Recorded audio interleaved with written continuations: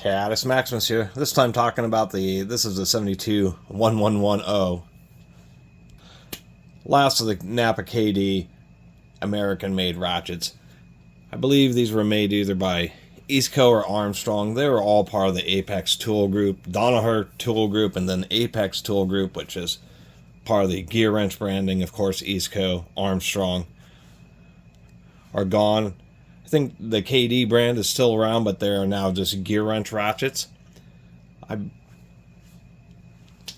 do like this ratchet, even though it is a coarse tooth. We do have like a date or some kind of manufacturer stamping right there, so maybe that might help identify who made it.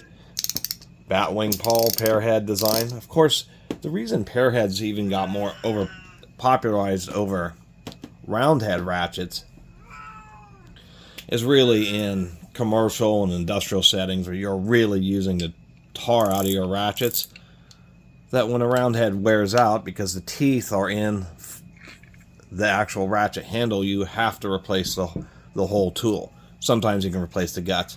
Where a pearhead, both the pawl and the teeth, in this case the anvil, can be replaced and you keep the ratchet body. I mean, that's the whole reason for pearhead ratchets. But the heads are about the same width as a good round head, but it does allow them to make them quite a bit shorter, especially with the switch. I should say, talking about the switch, definitely is professionally minded. It does float a little bit. I found a couple forum posts where people have had these break off, mainly from dropping. It's a little bit loose, but we know it's a Batwing pawl because, of course, the switch bounces around as the pawl is rocking. It's not a sliding pawl or binding pawl system like so many other ratchets use. Knurling on the handle, it's okay. It's a real soft knurling, but it certainly isn't as aggressive as this old New Britain. Well, this is a Husky branded New Britain. I like sharper knurling just because you can grip onto it, but nonetheless provides a nice texture because ratchets are used in dirty situations. This is a quick release, but known as a blind hole, so it looks like it's a solid anvil. But indeed, it's just a normal quick release. They just didn't drill the hole all the way through the anvil. Nice quick release mechanism. Seems to work just fine. I think this is the same as some of the Craftsman's, now that I really think of it, is there were some Craftsman series that I had. It's this distinctiveness button right here, which is actually plastic, even though it's American made. You would think they would have made that quick release button metal, but it's not. Actually, this one's pretty tight. Sometimes there's a fair amount of anvil play, but this one's definitely pretty good. Reasonable amount of backlash. It isn't ultra low, but it isn't certainly high. I will say that it's pretty easy to change the direction with that long lever on this switch. And before I forget, because I digress so badly, really flat with the ratchet top, so you can really get into tight areas and switch isn't being interfered with. Coarse tooth. Feels like it's going to be 36 or something along those lines. Let's see if I can't get this snap ring out of here. Well, those pliers didn't want to grip it. Let's try these. Wow. Nothing really.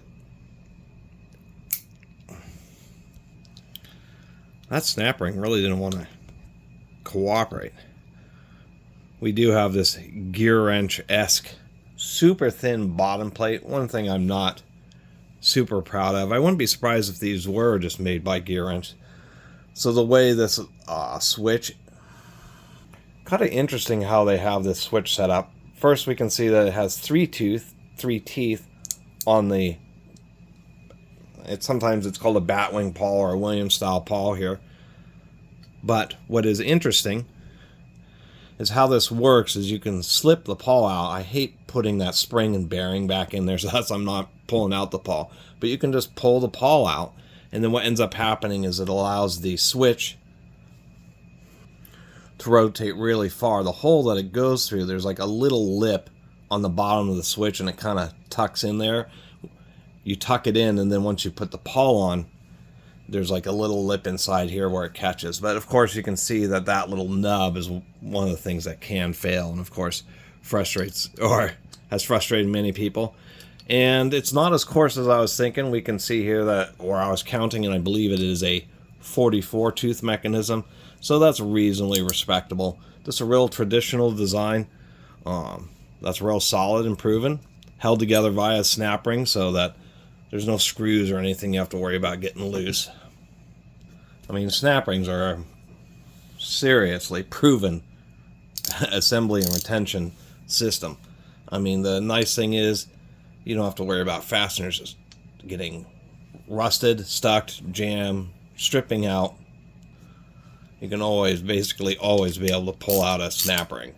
So, the last of the NAPA KD ratchets, they have these in all the different styles, long handle and flex head. They are kind of expensive for the old stock.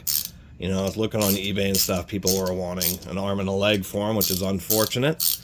But surprisingly enough, I had never actually done a video. And I think anybody who ended up with one of these ratchets, you know, it's not a totally solid through anvil, so, you know, being quick release, so may have a slightly weaker anvil, but anybody who had one of these, I'm sure would have been more than satisfied, as long as they didn't have an issue with the switch itself. But pretty solidly built ratchet. I mean, really well manufactured too, just nice even curvature of the grind, nice centering of the machine work. Not a lot else to say. But, hey, made back in the days when NAPA was where you went to get the good stuff. Thanks for watching.